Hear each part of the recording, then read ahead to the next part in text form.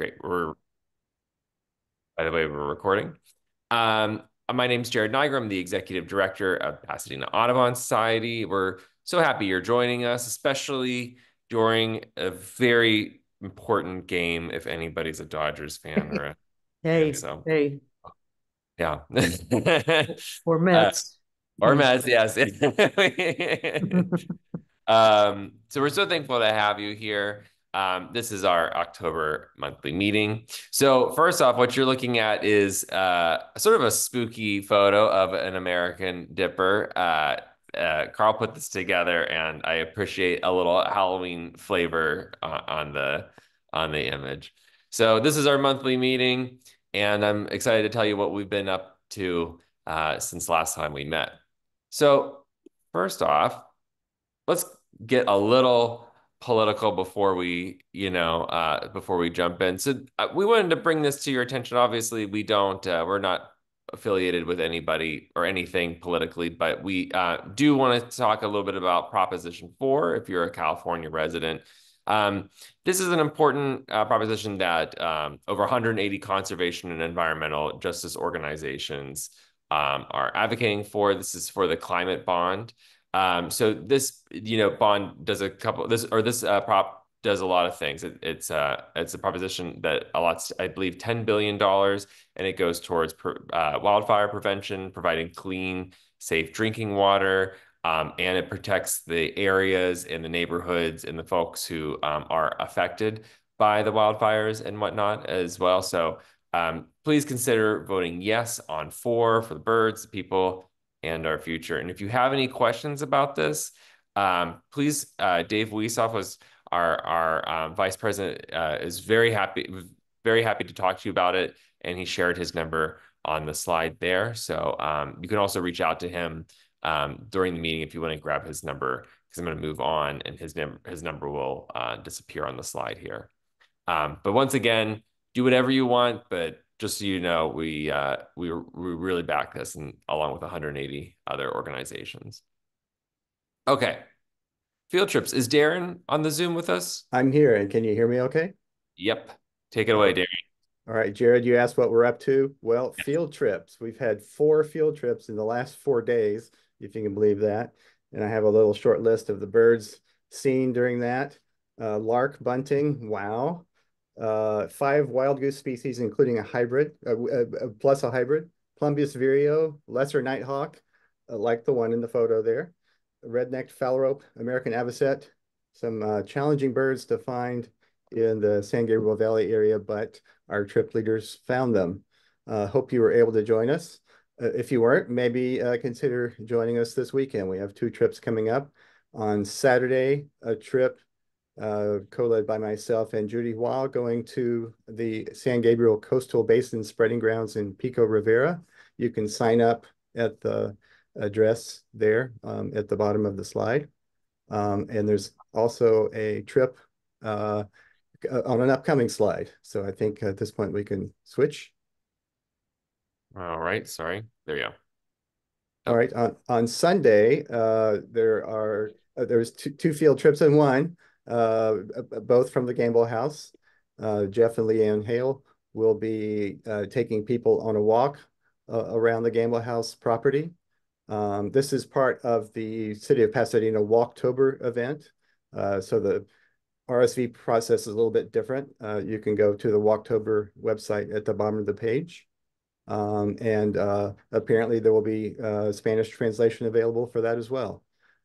If a 1 mile walk is not a good match to you, you've got an option to join Deb for seated birding.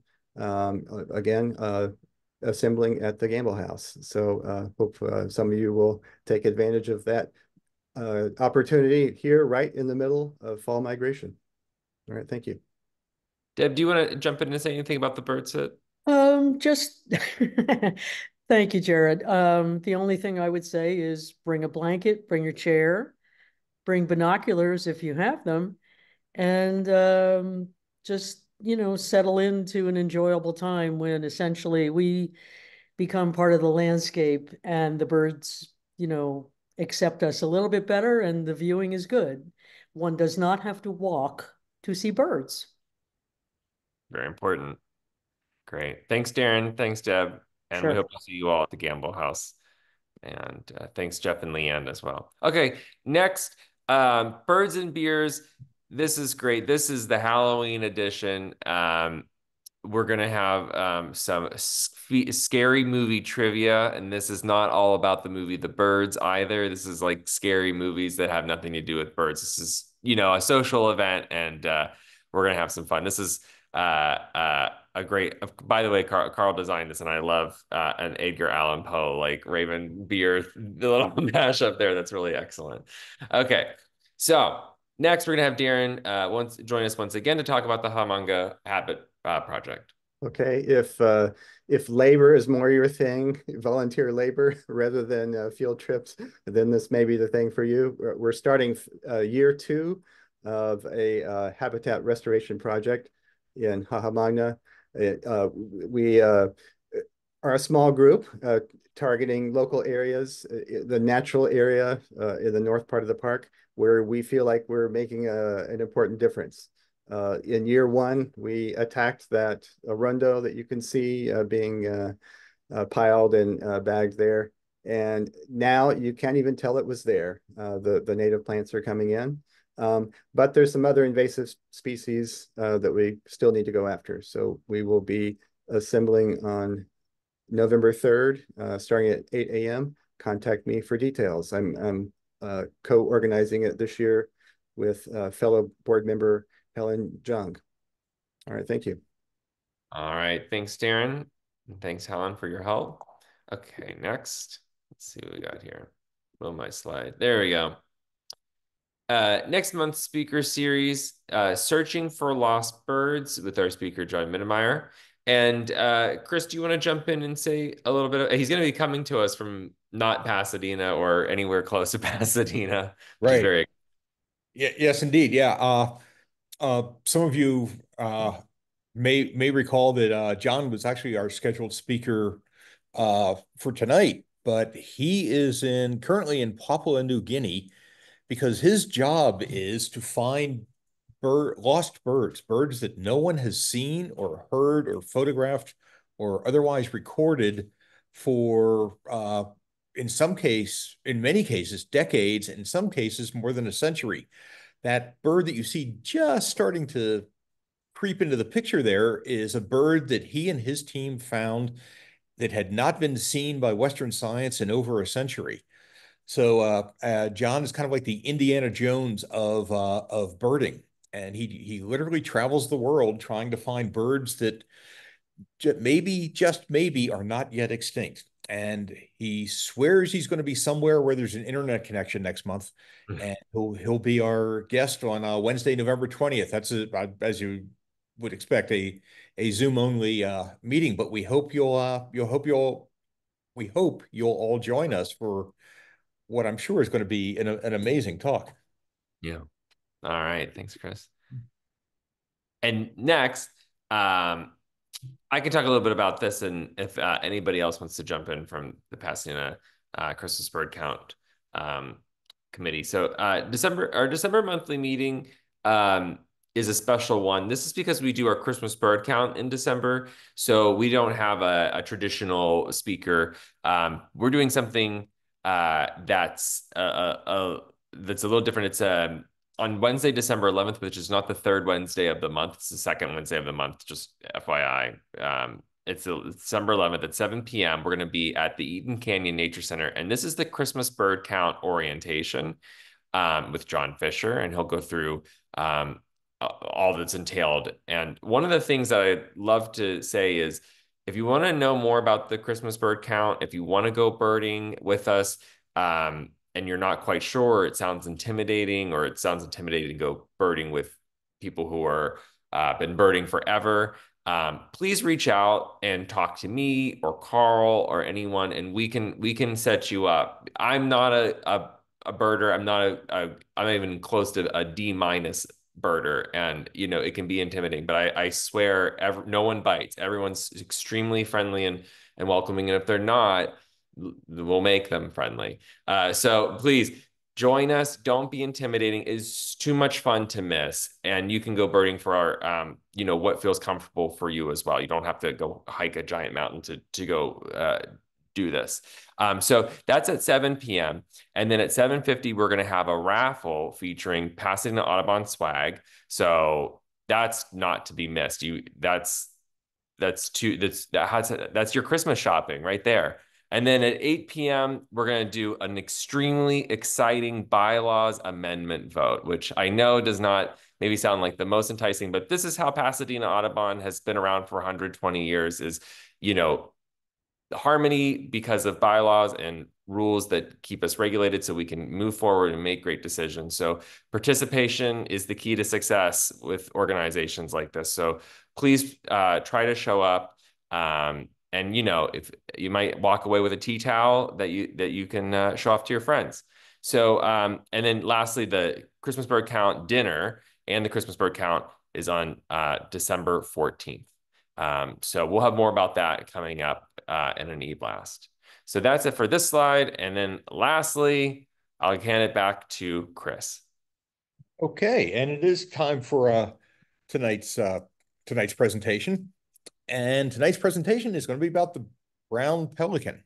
And they're great birds. I mean, some birds are really hard to see, but brown pelicans are not in that category at all. They're ubiquitous around Southern California. They're easy to find, easy to identify when you see them, and they're a delight to watch. But as common as they are, there's still a great deal we don't know about pelicans. And with the large decline in some brown pelican populations in the last couple of years, there's increased need to learn more about how different pelican populations disperse and mix throughout our Pacific region. Tonight, we have two speakers that are going to that study the brown pelican, and they're going to tell us how they're using new advanced electronic tracking techniques to fill in some of the gaps in our pelican knowledge. Deborah Jacques is an independent biologist at Pacific Ecologic in Crescent City, California, and she's the founder of the nonprofit group Pelican Science based in Astoria, Oregon. She says she wears many hats, has worn many hats over the years, but she has maintained a specialty in research, monitoring, and conservation of brown pelicans in their non-breeding range. Deborah has a BS in zoology from Southern Illinois University and an MS in wildlife and fisheries biology from UC Davis. Also speaking with us tonight is Amelia DuVall. She's a PhD candidate at the School of Aquatic and Fishery Sciences at the University of Washington, where her dissertation is focused on the population dynamics and conservation of breeding seabirds in the California Channel Islands region, including the California brown pelican. Prior to her grad school work, she spent several years as a seabird biologist with the California Institute of Environmental Studies, the National Park Service, and the USGS's Western Ecological Research Center. We're delighted to have them both here tonight. A brief bit of disclosure before we begin the talk that Deborah and Amelia are recipients of a Pasadena Audubon grant for their work on studying the brown pelican. We are delighted to fund their research, and we're all excited to hear more about it. So let's turn things over to Deborah and Amelia. And Amelia, I believe you wanted to go first tonight. Yes, I will be going first. Thank you very much for that introduction. Thank you for having us this evening too. Searching for lost birds sounds really cool, so I might have to put that in my calendar. But we are very happy to be here and happy to talk about pelicans. Let me just get my screen fired up. And then can you confirm that everything's looking good on your end? Yep, it looks good. Okay, great. Thank you. Okay, so that was a really great introduction. Thank you. I've titled this From Nest to Coast, Tracking the California Brown Pelican. And I am going to be speaking first more on the nest side of things, whereas Deborah's going to step in and talk more about the non-breeding side of pelicans. We didn't really know where people were going to be coming in with their pelican knowledge. And as I mentioned, I spent a lot of time working with pelicans at their breeding range. So I thought I would share some of those experiences and the knowledge from that side of things first before we turn it over to Deborah, who will talk more about the exciting things going on with the non-breeding side. So let's see.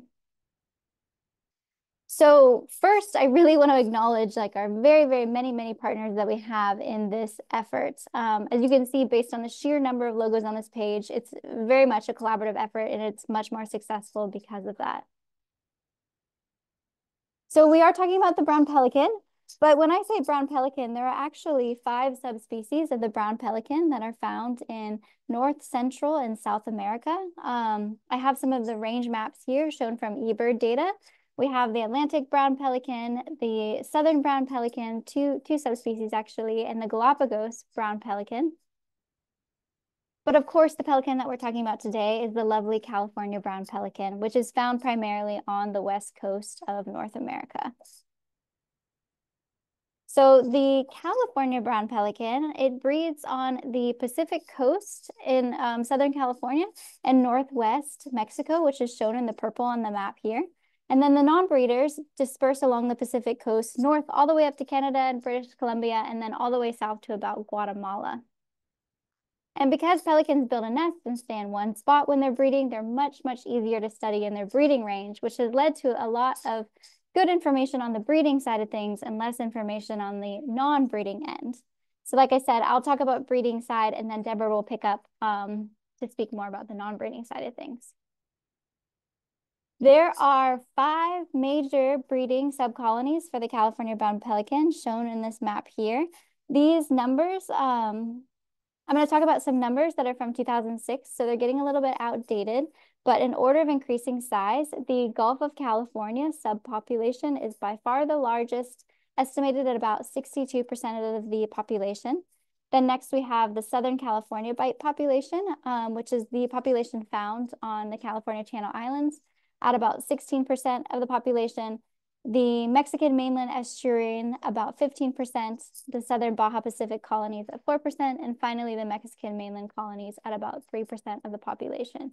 So the only breeding colonies found in the United States are part of this Southern California bite. The rest of them breed down in Mexico. And these subcolonies function as a metapopulation. So some subcolonies will grow and shrink, and some colonies at certain points in times may be sources that put out numerous individuals in the population, and then other subcolonies may serve as sinks where there are more deaths than births. And this can change over time depending on if a subcolony is considered high quality breeding habitat at that time or not. And this can change based on things like foraging conditions or disturbance levels, things like that. And this is why understanding movements between these subcolonies is so important, because you can't just look at one subcolony to know how the population is doing. And this movement is all things that we get from the non-breeding side. So in the Southern California bite, our major breeding colonies are on Anacapa and Santa Barbara Islands in Channel Islands National Park. They're shown here with the arrows. And you may have heard of the adorable endemic island fox, but these 2 islands host the major seabird breeding colonies on the islands precisely because there's no permanent freshwater source on these islands, and thus there are no island foxes. These island foxes otherwise would be feasting on seabird eggs and chicks left and right. So these islands are really important seabird breeding colonies. And we know that pelicans have been nesting on these islands for thousands of years because of traditional ecological knowledge.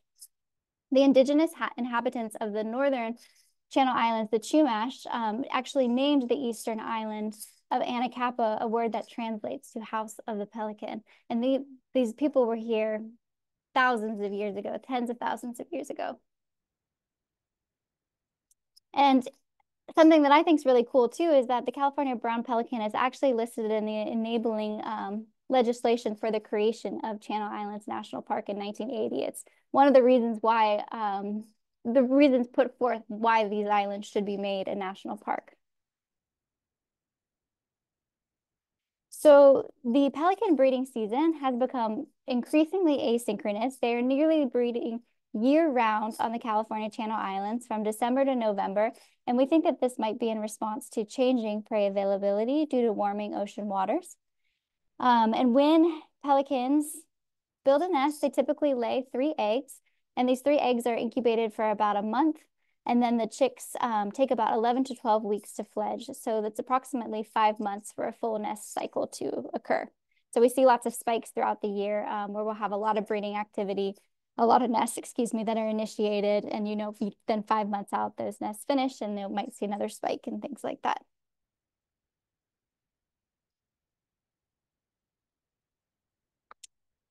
So pelicans are known as diet specialists in the seabird world, which means that they eat specific kinds of prey or fish.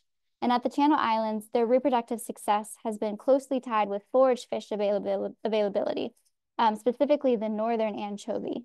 So as I'm showing in this figure here, as anchovy abundance increases, pelican fledgling rates also increase. Reproductive success is also associated with another forage fish, the Pacific sardine, which some of you might know this fishery has gone through multiple collapses over time due to a combination of environmental changes and overfishing. And this kind of speaks to the importance of fishery regulations that ensure that there's still enough fish in the ocean for seabirds, especially these seabirds that are diet specialists and really depend on a specific kind of fish for foraging. Another thing that you might know about pelicans is that pelican reproductive success has also been drastically affected in the past by contaminants. Between 1969 and 1971, only 12 chicks survived from nearly 2,000 nest attempts. So that's 2,000 nest attempts and they're laying 3 eggs. We would want to see more like 6,000 chicks if that was perfect reproductive success.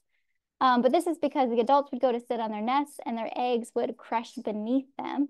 And thanks to the many efforts of scientists, we discovered that this was due to DDT contamination in the environment, which was bioaccumulating up the food chain and causing pelicans to lay extremely thin eggshells.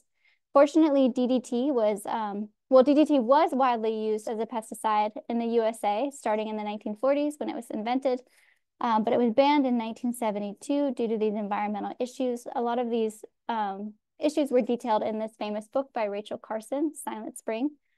And due to this reproductive failure of pelicans due to the impacts of DDT, pelicans were federally listed as endangered in 1970, but thanks to many recovery efforts, they were delisted in 2009. But recent research has shown that the threat of DDT has not completely disappeared. There are still barrels of DDT sitting on the ocean floor off the coast of Southern California that are essentially just a ticking time bomb. And we don't really know what's going to happen with those, but there has been a lot more research recently to try and understand the status of this DDT on the ocean floor. So how do we study pelicans at their breeding colonies, right? Like I said, it is easier to study them at their breeding colonies than their non-breeding areas, but there's still quite a lot of work that goes around with it. And the work that I'm going to talk here, I just wanted to note, is work that I did when I was working as a biologist, in collaboration with the National Park Service and the California Institute of Environmental Studies, which is a nonprofit that does a lot of work on pelicans and seabird research in California and beyond. So a lot of the time, what we end up doing is we count nests from a boat that circumnavigates the island. And I can definitely say that staring through binoculars on a choppy boat and counting hundreds of pelicans is a very good way to get seasick. We definitely try and aim for good conditions when you're doing this, but I've had some rough mornings because of it. And we're often far away from the shore in order to reduce disturbance to the colonies. And due to the topography and the vegetation, these nests can really blend in. So I have this picture here of a colony, and I think there are at least 16 nests here. There might even be more. I realize I missed one. So it can be really challenging to make sure that you're seeing all of the nests when you are trying to get these colony counts. We also do the counts from land when possible. This is especially common on Santa Barbara Island. We're even farther away when we do these counts, but at least you're not on a rocking boat. And then by far the best way to count pelican nests, and my favorite, is by air. I'll see if they can play this.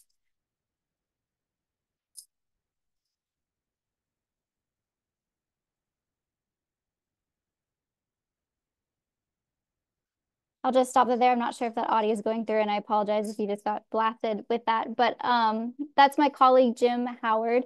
And this footage was taken while we took off in a helicopter from East Anacapa Island to fly over the island chain and take photos of the breeding peony colonies. And we are very much safely buckled into the helicopter during this, but we do remove the doors in order to get a really good view of the breeding colonies from above. And during these aerial surveys, we take photos and then we stitch them together to have like a huge photo map of the island and load them into this program to dot each nest in a photo and end up with a total colony count. And oftentimes we can get pretty detailed information from these photos, like total number of adults or dead individuals, juveniles, even ages of chicks. And I do totally recognize that there is a huge opportunity for machine learning to pick up on these images and do the counting so that a person doesn't have to do it. And that's something that we're looking into doing in the future. But this topography makes it really challenging for humans and machines, it turns out, to pick up those nests. We also do productivity monitoring to get an idea of how many pelican chicks are fledging in a given year. There's a lot of interest in this metric, particularly as it relates to the fisheries management, since these, as I just said, the chicks can be a really good indication of like the status of a forage fish fishery stock in the region. So we pick a specific area where we can get a good view of the nests, and we follow them over time to see what happens. And we love to see 3 chicks like this, which is a sign that all 3 of those eggs hatched.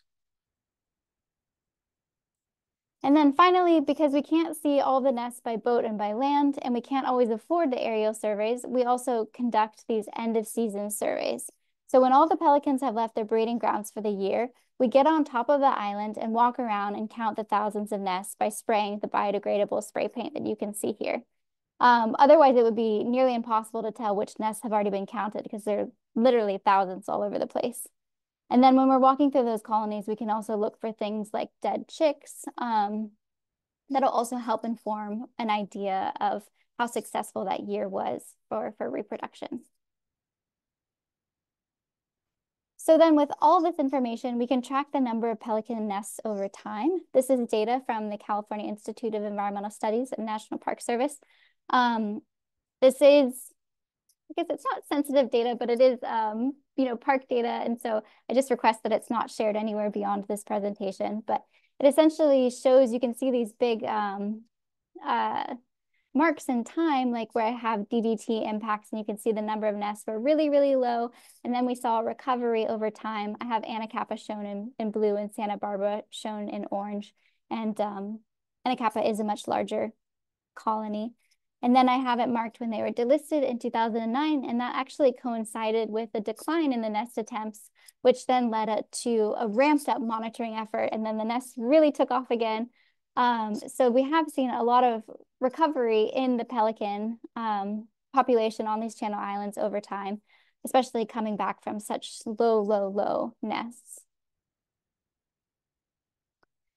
But with that in mind, we did recently have this starvation event, mortality event, many of you might have heard of, where pelicans were being rescued all over the coast of California due to starvation and all sorts of other ailments. And it appears that for some reason that they weren't able to access the fish that they need to eat, need to survive. And we are looking into trying to understand what was happening there. And this kind of ties into some of the work that Deborah is going to talk about the non-breeding side of things.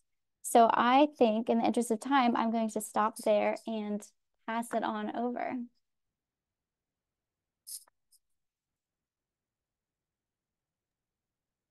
Let's see. We'll stop share. Thank you, Amelia. That was great. Thanks, Deborah. And let's see if I can pick up smoothly from here.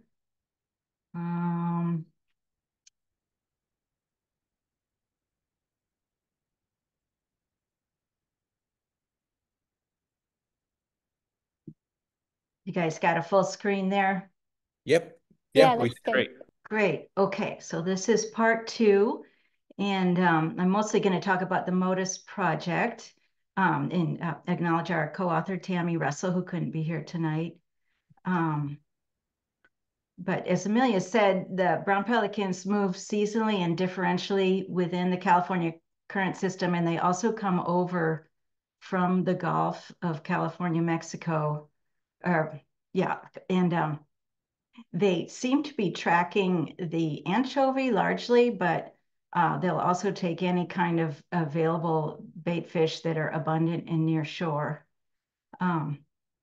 They do stay close to shore because their plumage is wettable, and they will become waterlogged if they can't get out and roost and preen.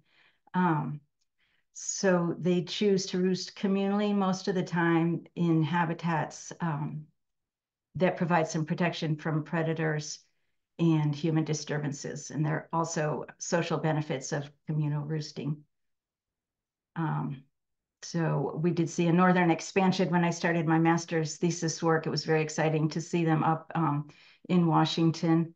And out here at East Sand Island was a huge roost site. So they need these roost sites in remote areas as well as the urban areas. This is Alameda Breakwater in San Francisco. Why study movement ecology when we already know quite a bit about how and where they go? Don't have to preach to the choir here, but one of the reasons we're going to talk about is because we have seen these changes in seasonal occurrences, and this has implications for conservation, management issues that come up, and our understanding of the importance of climate change to these birds.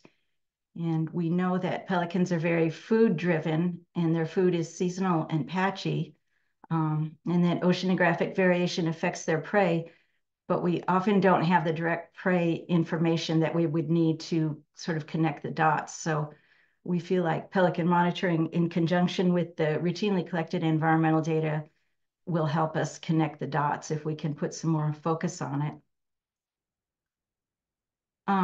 We also know that there can be an association between migration and unusual mortality events.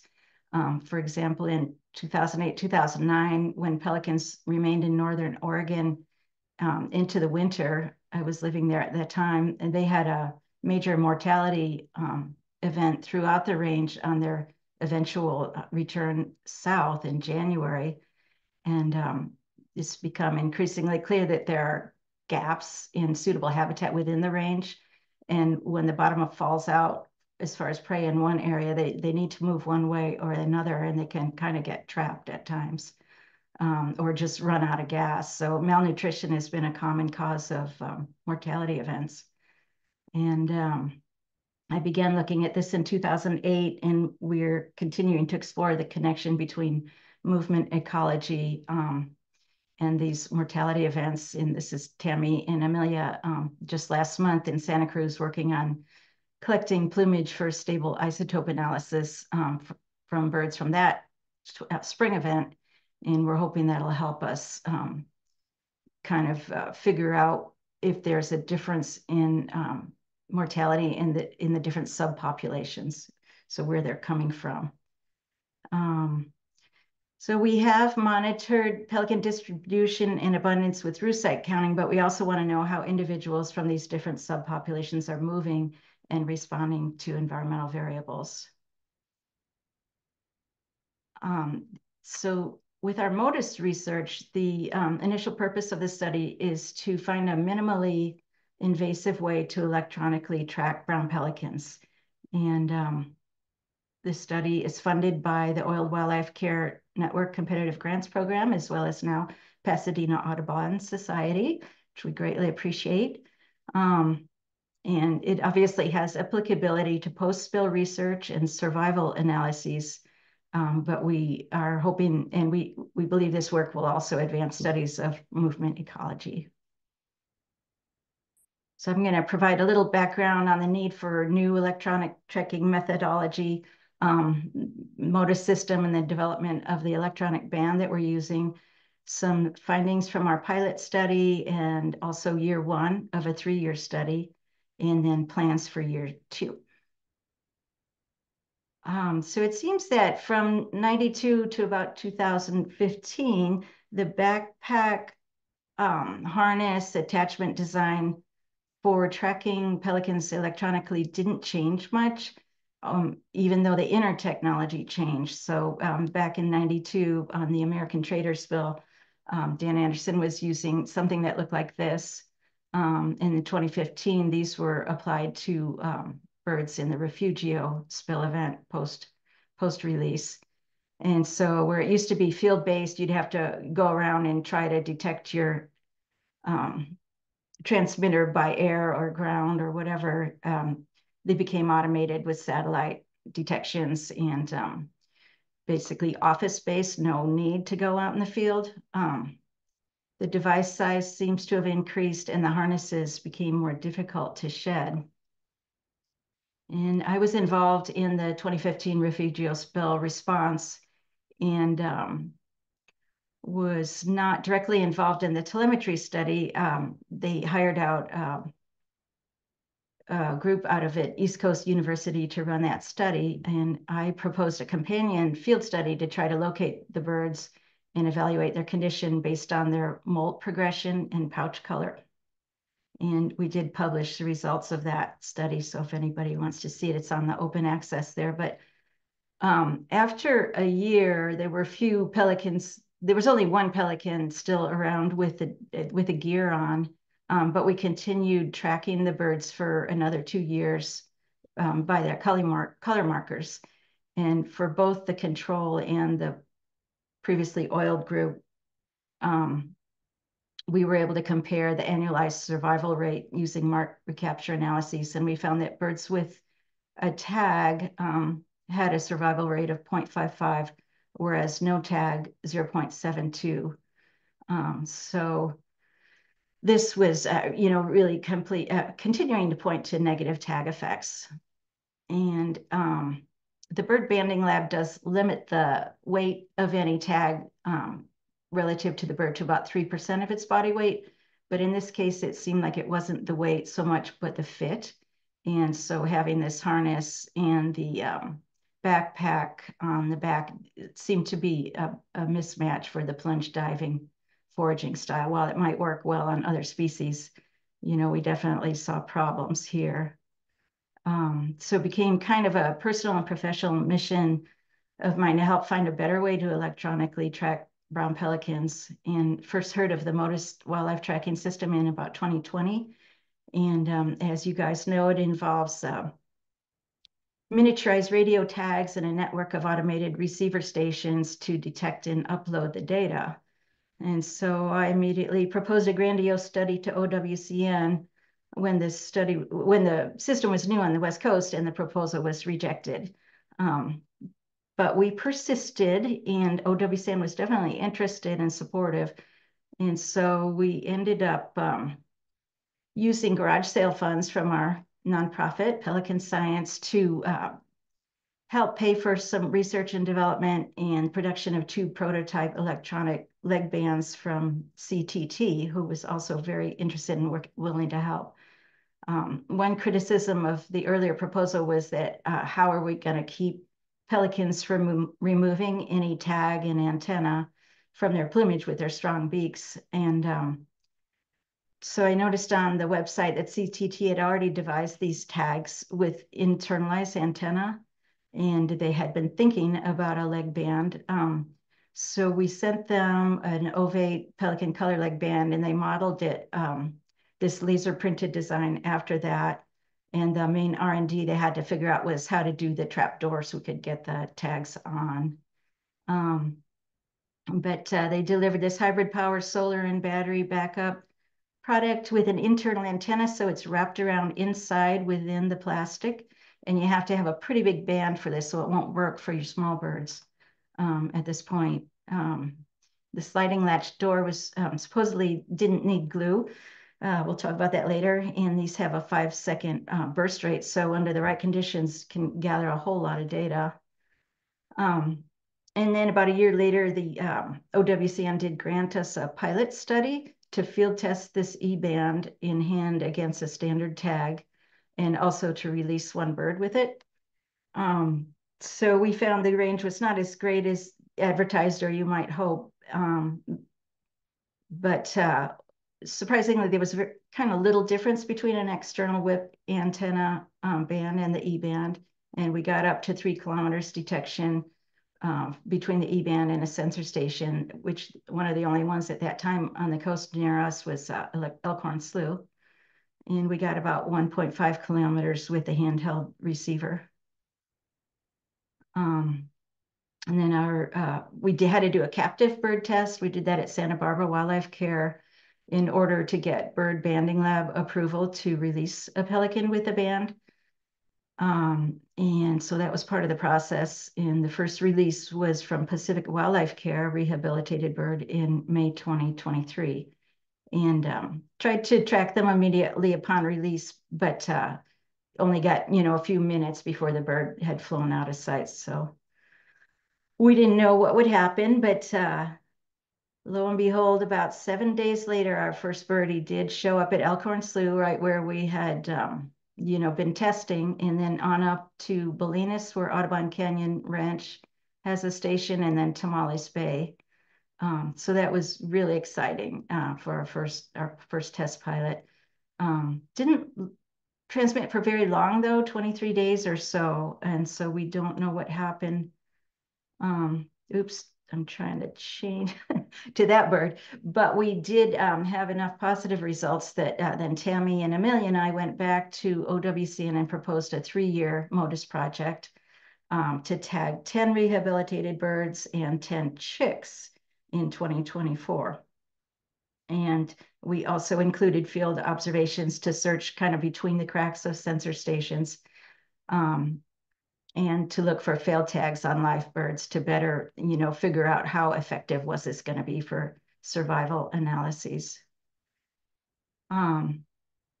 So we proceeded to release birds last year, 1 at a time, from 4 different rehabilitation centers in California.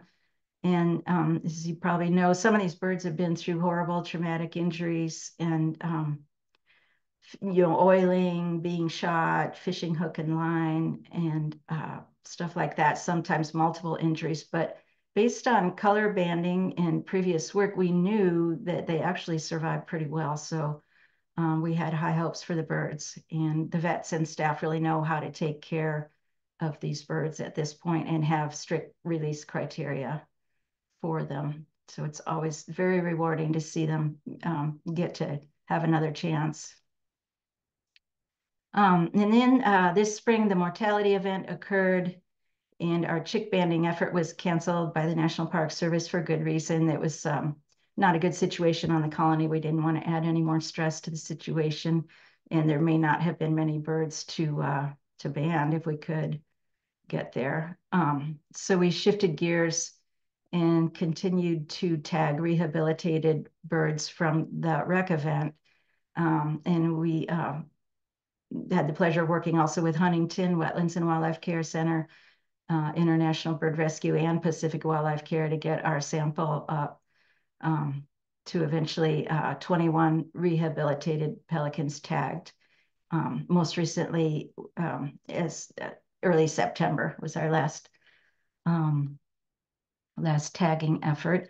And so there'll be white bands with black digits on 3 of the centers, but the IBR birds are going to be blue bands with 2 digits and the MODIS tag.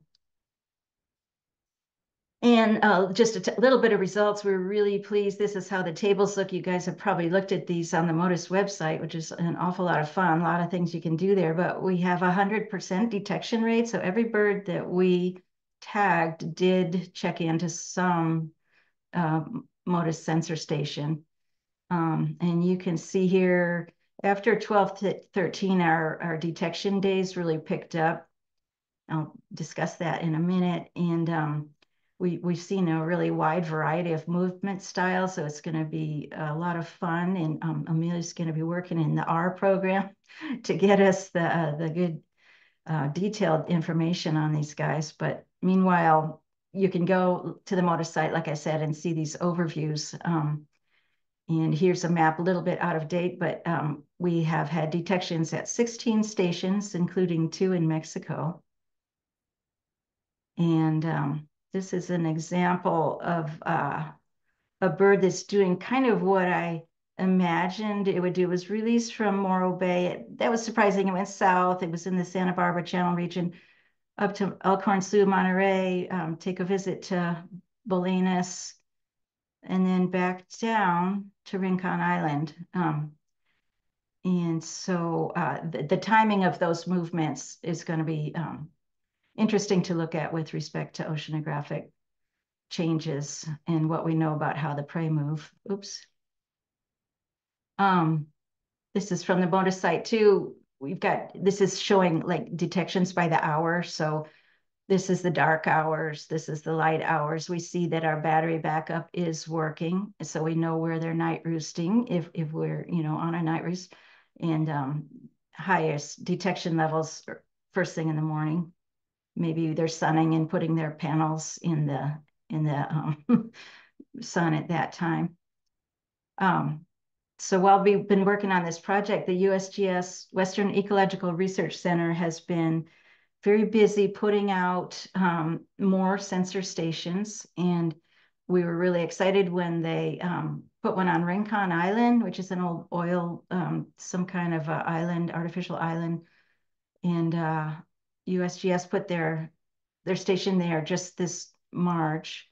And it was the first motor station that's actually right on a traditional pelican roost. You can see there's pelicans right here in the background. And this shows the couple of different types of antennas, the solar panel for power, and then the station is actually in the NEMA box here. And one of the great things about having the sensor station actually on a roost is you can look at attendance patterns. And this is small, I'm sorry, I know, but along the side are the days. And so this was kind of in the spring, and we've had 10 of our tagged pelicans so far show up at Rincon, which is, half almost. So that's interesting. And in spring, some of the birds were spending up to 23 hours a day on that roost. And we don't really know how many hours a day on a roost is normal, but that seemed like there was no time for feeding. And so I think some of them during this time when there was starvation and there was a problem with the prey, they were just surviving, and waiting perhaps for better times, which shows you the importance of a undisturbed roost. And then when we get into the summer and the fall, they switch their pattern. So we still have a lot of pelicans here and a few red knots from Mexico, but they're only roosting at night and they're going elsewhere evidently to feed during the day. So those kind of data are going to be really interesting. With the field surveys, we started getting out once we had the complement, enough birds to look for. And even though it seemed like a needle in the haystack, we have been able to find them using this gadget, which is a small sidekick that you can use. It ties into your iPhone or your smartphone, or just visually. And from a larger boat, we've been up in the Columbia River estuary, and you can use the Yagi antenna a little more easily there along with the iPhone. And what we found is 6 tagged individuals in the field so far. So we're pleased with that. And all of the birds seen with tags were still transmitting. However, we found out we've lost one Motus tag at least, and we've lost one color band for some reason. And so this HO is one of the birds I tagged, and going with the vendor's recommendation statement that you don't need glue. I didn't glue, and it wasn't until Tammy started tagging in late December that we started gluing, and we've glued all of them since, but I'm a little worried that the first 6 might have lost their transmitters, and that's why, they didn't last too long. So lesson learned is do glue, do the glue. And another bonus of working in the field as well is that you see all kinds of other things, including we found in our last trip to Pillar Point, one of the Z birds, which is from the Refugio oil spill. So this is a 12-plus-year-old female now who has survived 3,377 days post-release from that spill. So she has had a lot of opportunity to breed and contribute to the population after her ordeal. And we're also picking up a lot of the International Bird Rescue color-banded birds from the mortality events. We're gaining information on their condition and, their survival too. So we're feeling like we've got a study, we're kind of getting through the methodology. The methodology, it does seem to be working. And for year 2, we are going to set up our own MODIS station at Pillar Point Harbor. And this was a gift from CTT that Amelia applied for and won. And we're planning to tag 20 chicks at Channel Islands National Park in conjunction with a renewed color banding program by CIS and National Park Service. And then we'll get the bonus of 5 more chicks to band from you guys, Pasadena Audubon Society. And we'll continue the field tracking, both the MODIS and color banded birds, and hoping for some Sonora joint venture matching funds to help carry that into the next year. And why we chose Pillar Point Harbor is because it has become the largest communal roost site on the West Coast. So we know we'll have a really high detection probability there. And it fills a gap in the California Sensor Station network. The nearest one is kind of far away from there to the south. I think it's, well, there's one at Santa Cruz now. But anyway, it also has easy access, safe harbor for kayak-based surveys, which allow us to get up real close without disturbing the birds because they're so habituated to the kayaks there.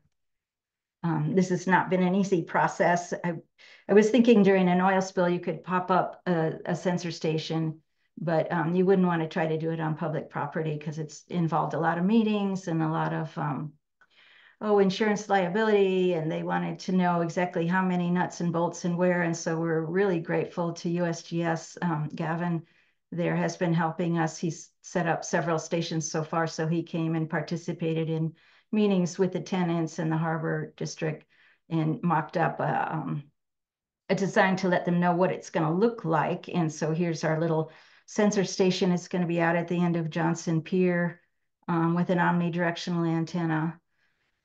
And it will be very close to all these roosting pelicans. So we're trying to go kind of light on our feet here with the build out and close to the roost. And we'll actually be doing that October 29th is the day it's scheduled to be installed. But meanwhile, I was so disappointed, of course, about not getting to band chicks. And I was visiting with my former major professor, Dan Anderson in Davis, and he still works in the Gulf of California. Every year he goes down there and does surveys, and he offered to take a couple of our tags down with him in case there were any chicks to band there. And they had a disastrous nesting season as well. So we didn't know if we'd find any that were healthy enough. But he said, sometimes during El Nino years, it's the ones that survive that are like super survivors because they just got what it's made of to survive. And so he did arrange this with Conamp, the biologists there. They found at least one pelican that looked good enough to put a tag on. And we went about 4 months without hearing anything from it, figured it was dead, but just on last week, October 1st, it pinged in down here at San Ignacio Lagoon. So it went from the Gulf of California somehow over to the outer coast and hit that station. It was set up by the Coastal MODIS Network by Pro Natura. So that was really exciting. And our ultimate research and conservation goal, as I mentioned, is to use MODIS and color band tracking to better understand these birds, the migratory connectivity, the response to oceanographic variability and environmental stressors throughout the range. So we won't be caught so flat-footed when strange things happen, and we'll know where to direct conservation effort better.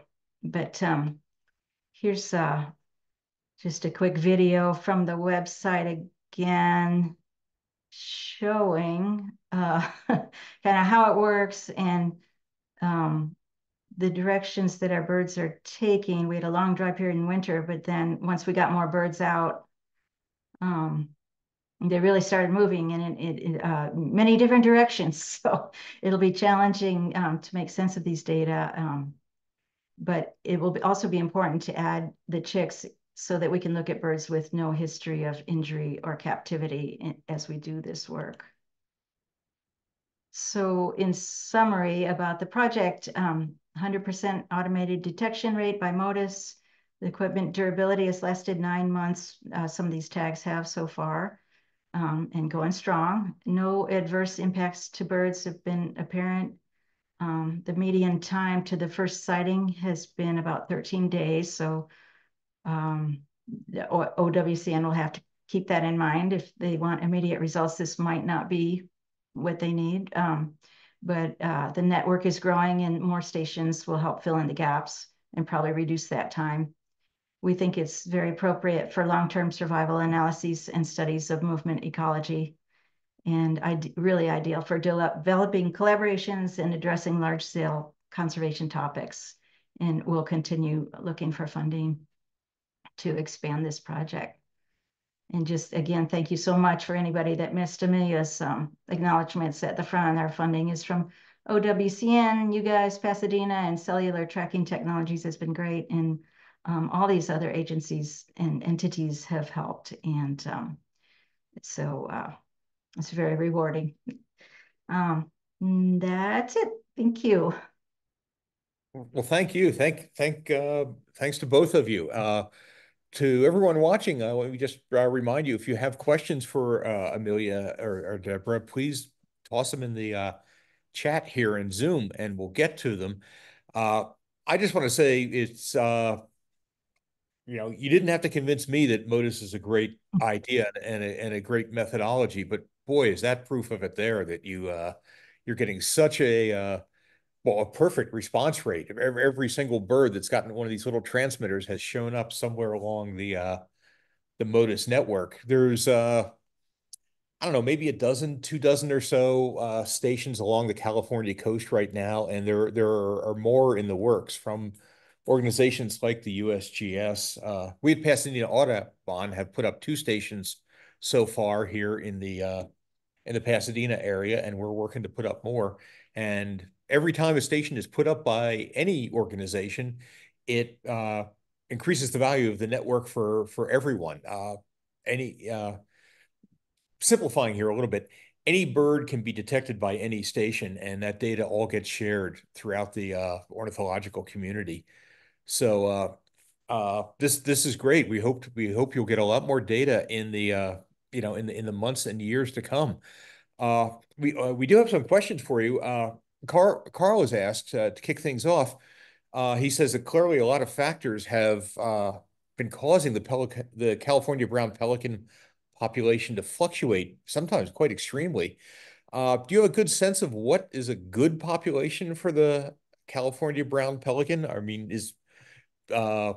what's been a good year? How do we know when they're doing okay? Amelia, do you want to take that from the breeding colony perspective? Sure. Yeah. I mean, I can't give a straight answer, which is very much a typical thing, unfortunately. But what comes to mind for me is like when I was talking about this meta population, right? We have all these breeding colonies, and I had mentioned that the Gulf of California breeding colony was estimated to be like 60% of the population. But the reality is, I don't quite have the data, and Deborah might know, like that colony is not doing well due to overfishing and maybe impacts from climate change, all sorts of things. So they have had multiple years of really, really low reproduction. Deborah, I don't know if you want to add anything in there, but so like I said earlier, you can't just look at one colony, right? You have to look at them in conjunction with each other. So while one of the largest subcolonies is not doing well, we do see an increase in nests in Channel Islands breeding colony. And that this is another effort that we have going on too, where in addition to putting those MODIS tags out in the spring, we're also going to band a bunch of chicks at multiple colony locations at the same time. And on the California Channel Islands, this is something that hasn't been done since the 80s, the 70s. I'm not really sure. So those chicks will have those color bands as well. And so we'll know which colony they came from and where they go. And so that'll just help piece together our understanding of movement in another way, because we suspect that the reason we've seen such an increase in nests on the California Channel Islands is because we're getting some of those individuals from the Gulf of California coming to the California Channel Islands. Yeah, is there anything you want to add, Deborah? And I'll like I said, reiterate, yeah, that the Gulf of California is a place I think we all need to be really concerned about with overfishing. They don't have the same kind of environmental regulation with fishing that we do here.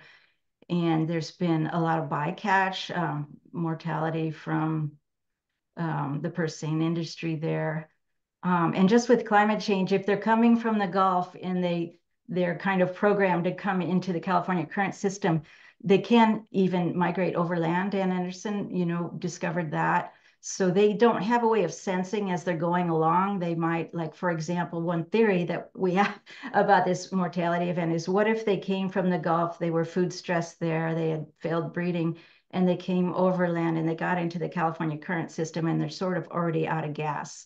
And they found a poor prey field there. So, how do those birds fare compared to birds that were already in the California current system, who could detect, a problem coming along and so abandon their nest before they had to move very, very far, that kind of thing.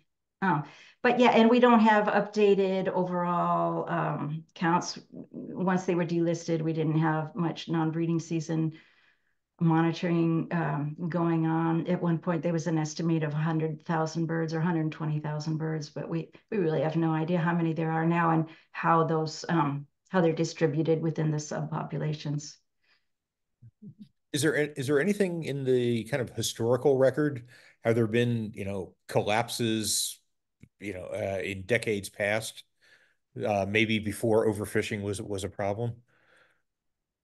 There've definitely been changes in the range. And so back around the turn of this century, in the early 1900s, we didn't see them up in Oregon, Washington.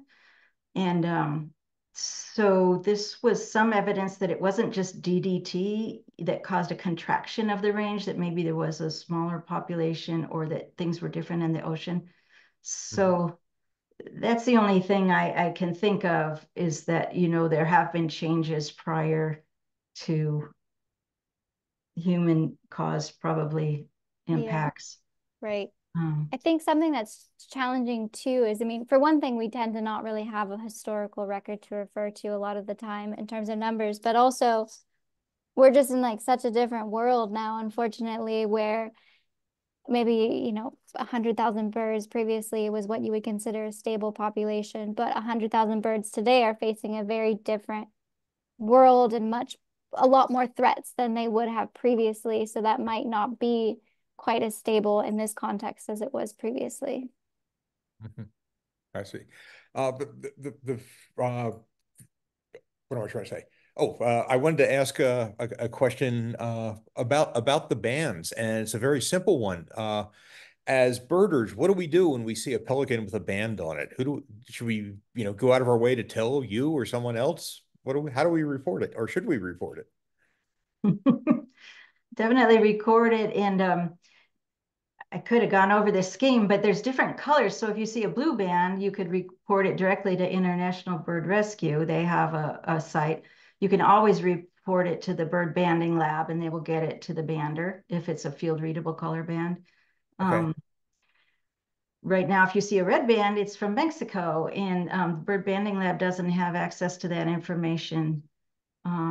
So we really need to work on this. We need to get, and it's something we've talked about, a centralized place where people can report color bands. But for now, I think USGS Bird Banding Lab is best.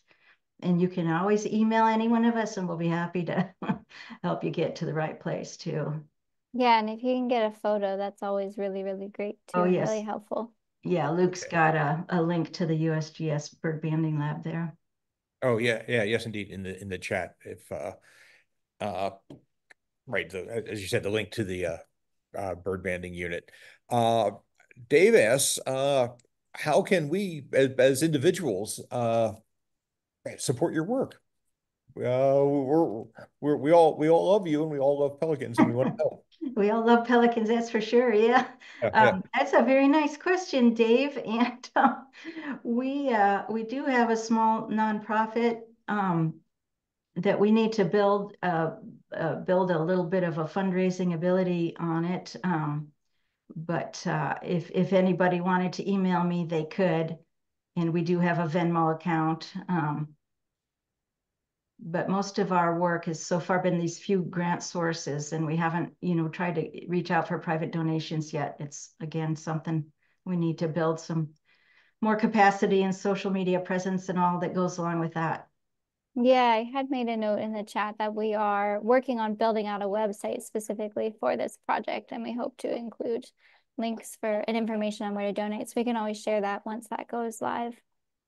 Sorry if you can hear my dog drinking water in the background.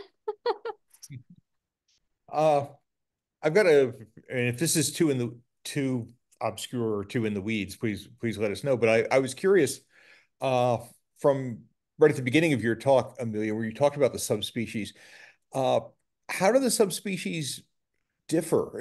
Are there both in identification? Is it obvious when we're seeing a different subspecies? And do you see different? They have different ranges, obviously, but do you also see different behaviors, different survival strategies among the subspecies? Yeah, that's a really good question. And I wish I knew more about the other subspecies, Deborah. I don't know if you do. There are, I believe, some differences in identification that, of course, are escaping me now. I want to say that they are fairly subtle, though, so it does tend to be more of a location-specific thing Mhm.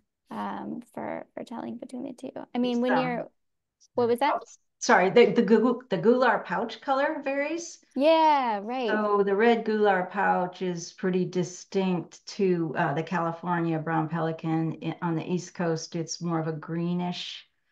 The Peruvian used to be the same subspecies, now it's a species, but it's blue. And then size is Right, another right. difference. Yeah, they're like twice as big, the Galapagos Oh, wow. pelican, Okay. I believe, right? Huh, that's interesting.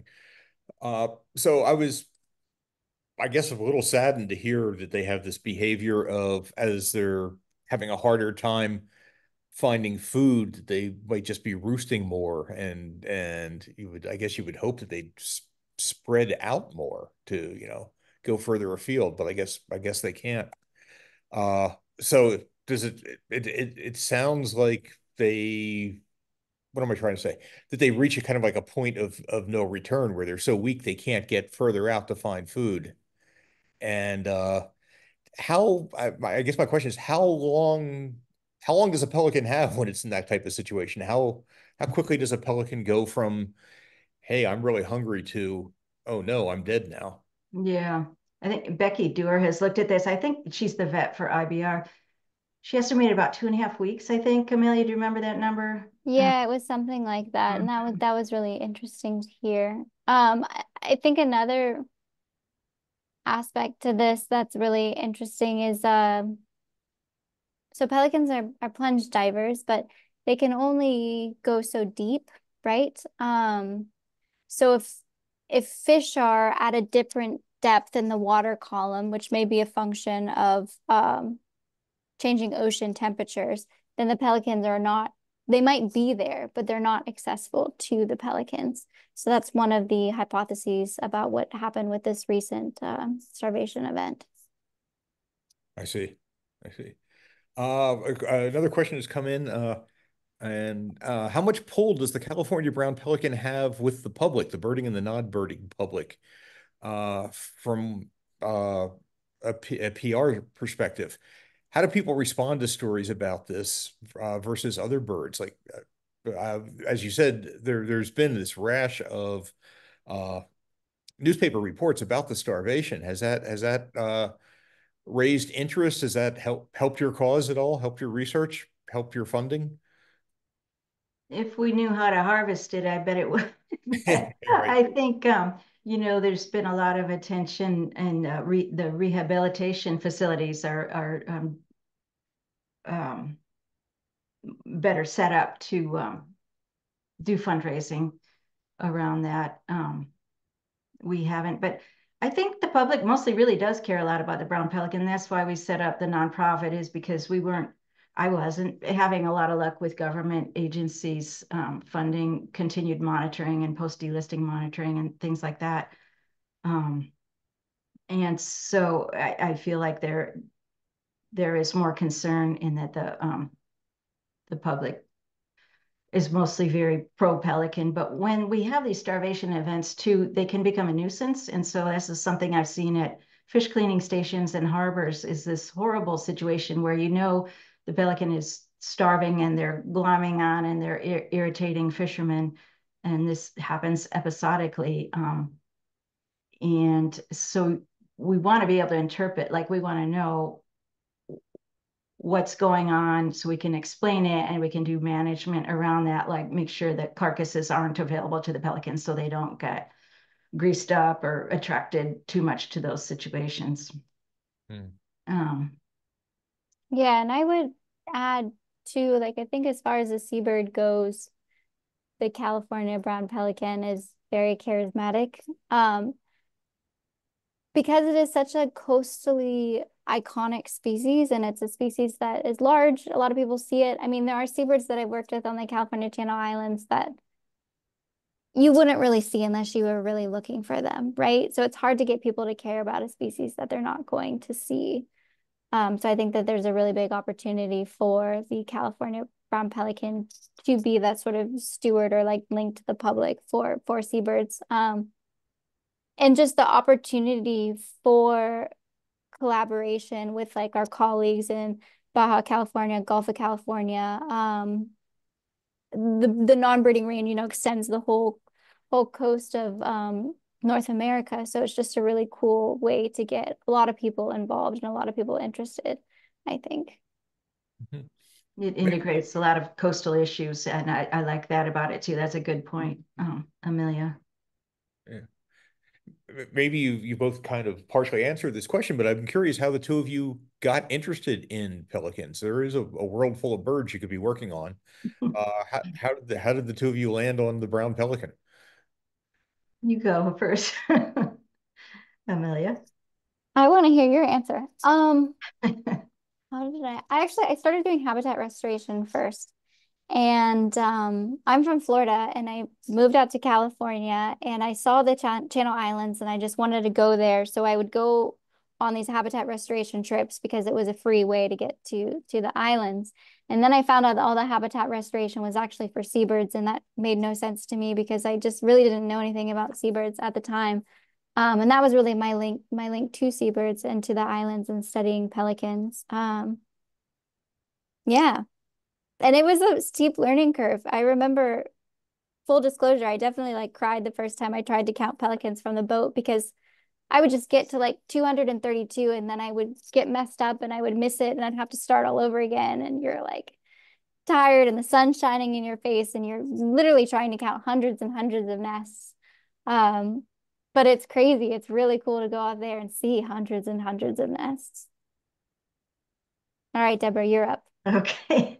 Well, I guess I've always been interested in large social fish-eating birds. Okay. From the Midwest, and I was studying great blue herons and bald eagles, and I was looking for a graduate program. I was also very interested in the other side of the coin, the non-breeding element of bird life, and I was studying waterfowl in the swamps of Missouri, and waterfowl people seem to know how important it is to have that non-breeding habitat and all the things that go on the other side of the year. So anyway, I was casting about for professors and programs, and I came across Dan Anderson's work with the brown pelican, and applied with him, and got in, and it was just the perfect fit, really. So yeah. Also, I was in Florida with my grandmother watching them plunge dive when I was a kid, and I thought that's pretty amazing. They are amazing things. Yeah, yeah. I think I think we've run out of questions. So Okay. I guess with that, I'd just like to say thank you so much to both of you for coming. I should tell folks that they really, both Amelia and Deborah really were heroic in jumping in here to fill this speaker slot at the kind of at the last minute. We always wanted to have them show up, but we gave them really short notice, and I'm very grateful to both of you for making the time for us and telling us about your work, and we look forward to seeing what you find out in the coming years. Thank you. Thank you so much. Yeah, I'm trying to chat. Yeah, this was fun. Thank you guys so much. And we look forward to the follow-up when we have some more data. Yes, indeed. All And right. okay, thank you so much. And Jared, I'll hand things back over to you. All right. Well, thank you again to you both. This was really special, especially like Chris said last minute. But thank you both, and thanks to everybody who came. We will see you next month at our monthly meeting on November 20th. And that will be on Zoom as well with John Mittermeier. So thanks everybody, and hopefully see you next week at Birds and Beers. Have a nice night. Night. Bye.